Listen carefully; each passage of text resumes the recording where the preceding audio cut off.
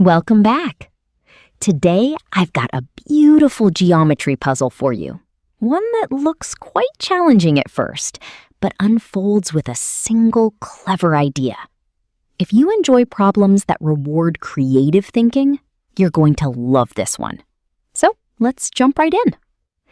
We begin with a large triangle, labeled A, B, and C. Inside the triangle, a line is drawn from the top vertex C down to the base, meeting it at point D. Now, let's look at the information we're given. The base is divided into two segments. Segment AD is 4 units long, and segment DB is 5 units long. That means the entire base, AB, measures 9 units. We're also told that the left side of the triangle, AC, is exactly 8 units. Finally, here's the key relationship. The angle at the top, angle ACD, is alpha, and the angle at the bottom right, angle CBD, is exactly 2 alpha. Our goal is to find the length of side BC, which we'll simply call X. Let's solve it one step at a time. At the moment, knowing we have an alpha and a 2 alpha doesn't immediately help us.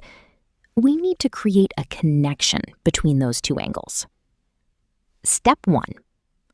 Let's draw one clever auxiliary line. From point D, draw a line to a new point, E, on side AC. We'll choose point E very carefully so that segment DE is exactly equal to segment CE. Let's call this common length lowercase a. Because DE and CE are equal, triangle CDE is an isosceles triangle. And in every isosceles triangle, the base angles are equal. Since the angle at C is alpha, the angle at D, angle CDE, must also be alpha.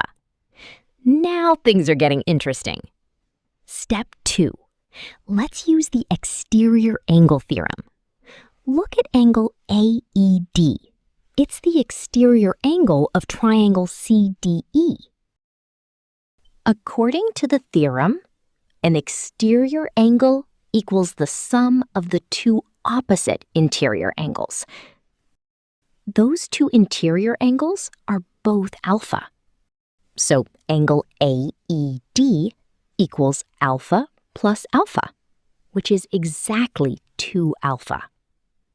Step 3. Now step back for a moment and compare two triangles, the small triangle ADE and the original large triangle, ABC. Do you notice something? Both triangles share angle A, and both have another angle measuring 2 alpha. Since they have two equal angles, the triangles are similar by the angle-angle similarity theorem. And once triangles are similar, every pair of corresponding sides has the same ratio. Step 4. Let's find that ratio. Look at the sides opposite the 2 alpha angles. In the small triangle, that side is AD, which is 4. In the large triangle, the corresponding side is AC, which is 8. So the ratio is 4 to 8, or simply 1 to 2. That means every side of the small triangle is exactly half the length of its corresponding side in the large triangle. Step 5. Now let's find lowercase a. The side AE equals the entire side AC minus CE.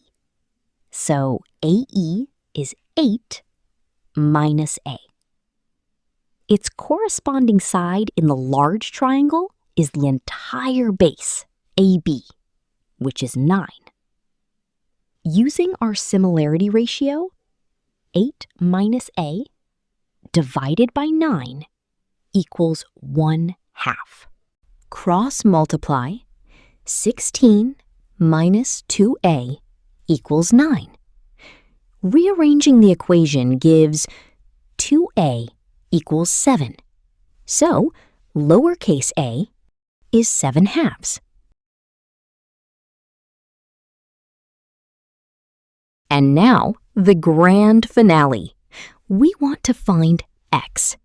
In the large triangle, x is side BC. Its corresponding side in the small triangle is DE. But DE is exactly lowercase a, which we've just found to be 7/2.